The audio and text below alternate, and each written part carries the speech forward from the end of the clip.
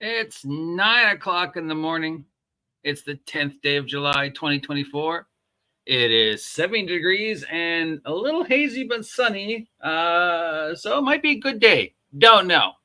We're about 6-7 months into 2024, which means it's about that time where everybody puts together their lists of games you should be playing in 2024.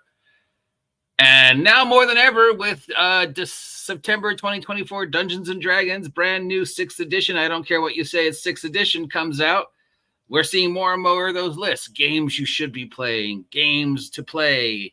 A lot of those lists make up games that didn't come out in 2024.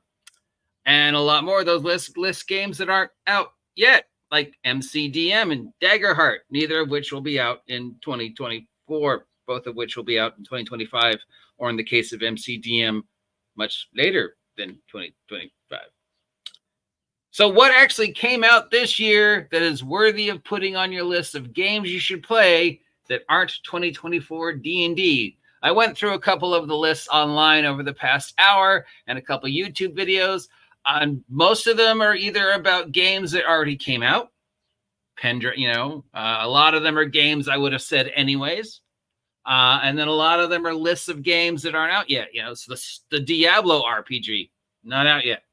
The Assassin's Creed RPG, is it out? Don't know. The webpage would have you think yes, but no. MCDM, not out. Daggerheart, not out. Stormlight, not out. So I had to shuffle through and actually find games that came out during 2024 or late 2023 to give this list of games that people should be playing based upon other people, not me.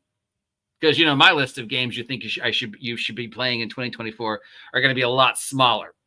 But this is just a general overview. And obviously, number one, just so you should surprise to nobody, Shadowdark. Tabletop role-playing game nominee of the year, tabletop role-playing game product of the year, the only winner of the 2023 OGL Wars, Shadowdark, is the game to play in 2024. What else is on the list? Pendragon 6e came out in 2024. Definitely a game to play. If you're looking for classic King Arthur style role play that isn't based upon D&D, that actually captures the wonder, magic, historic awesomeness of the King Arthur mythology, Pendragon 6e from Chaosium is the way to go. Wilderfest, a dark fantasy loosely based upon the Neil Gaiman grimdark style. Break, Japanese anime role-playing game that came out this year that's getting some good reviews. GRIMJIM just did a review of it, so it is out. The Triangle Agency, a modern day we investigate weird stuff type game. Not a new thing, but again, this is another one that received a lot of good praise. So there's another one. Through the Hedgerow. Apparently that's out. Apparently several people consider it the 2024 game you should have been playing if you're not playing it. I don't know what it is. I had to look it up, and oh, look, it's another dark forest, dark fairy tale, dark European mythology, grim, dark punk, dark game. Eat the Reich, vampires versus Nazis. That should be on more people's list, because that's that sounds like a late night, Friday night horror film that Roger Corman would make for, a couple $1,000. Prime After Dark presents the Soska sisters in directing, producing, and starring in Vampires versus Nazis. So yeah, Eat the Reich. I'm surprised that's not getting more stuff. Tokyo Otherscape, Mystic Cyberpunk. So Shadowrun, but apparently done slightly better, which broadens the question as we are in basically 2024, 2025. We have passed the due date of most of the cyberpunk predicted futures by anywhere from 1 to 5 years. So either we need to move forward the cyberpunk due date or we need to accept that the cyberpunk future probably isn't going to happen. Does that make cyberpunk now a retro game? Teenage Mutant Ninja Turtles came out from our good friends over at Palladium. We know my love-hate relationship with Heroes Unlimited. So glad that Palladium was able to get the rights back and present Teenage Mutant Ninja Turtles the way it was supposed to be presented.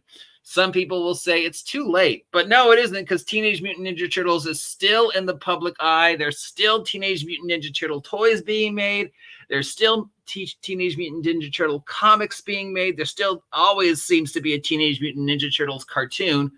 Teenage Mutant Ninja Turtle, The Last Ronin. Wow. I mean, comic book of the decade. Shadow Scar. There's another role-playing game of this, more of the same. Everybody wants grim dark. I don't know why everybody wants grim dark. Everybody wants their game to be grim, dark European, dark fantasy, old school, where we only have 10 torches, and when this 10 torches run out, we die. No.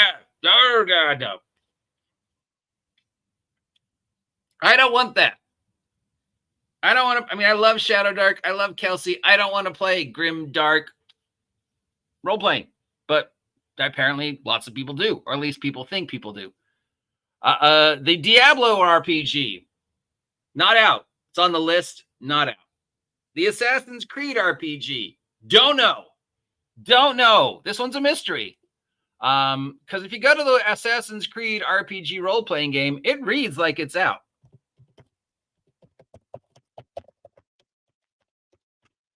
So if it's on the CMON website, I mean, they already say that they have bundles available. There's a layout, there's figures. This reads like it's out, but then it also reads like it's pre-orders. So I don't know. It may exist. It may not exist.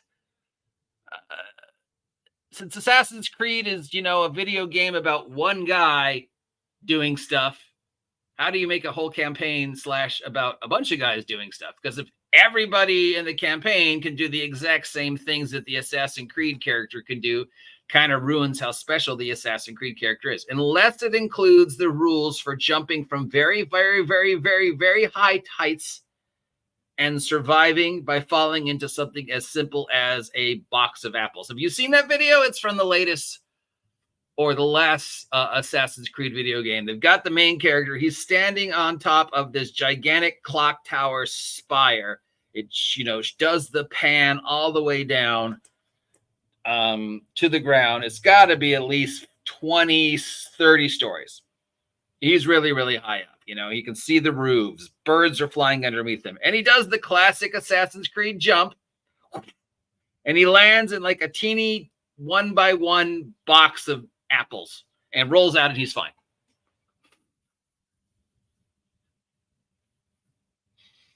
So if they include rules for that, but otherwise, yeah, I don't know why, but it's on the list. Diablo Role PG, Stormlight, not out yet. Couple others that aren't yet. Highway to Hell, it's only on the list because it's from people I know. Greedy Grogan Press, the heavy metal post-apocalypse role-playing game. Greedy Gorgon Press. I like these guys, so I'll give them a shout out. Tales of the Valiant. GM, where in the world is Tales of the Valiant? It's out there. We did a whole video about it. Some people said I was wrong about the OGL, but I wasn't talking about the OGL. I was talking about Tales of the Valiant and Project Black Flag. So yeah, that one's on the list. Shadowdark, of course. And then of course the list lists other games that are already out, Call of Cthulhu, Cyberpunk 2020, Star Wars, bunch of other games that didn't come out in 2024. And then there's games that aren't out yet.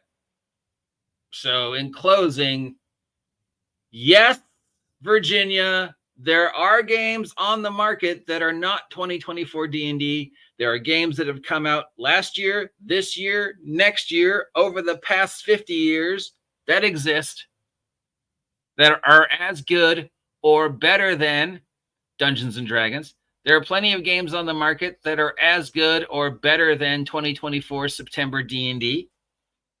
You have the option that whatever genre you want to play, there's a game out there, and you can find probably at least one other person who's willing to play it, because there is a whole entire planet of people who play tabletop role-playing games who don't play D&D. You know what the #1 role-playing game in Asia is?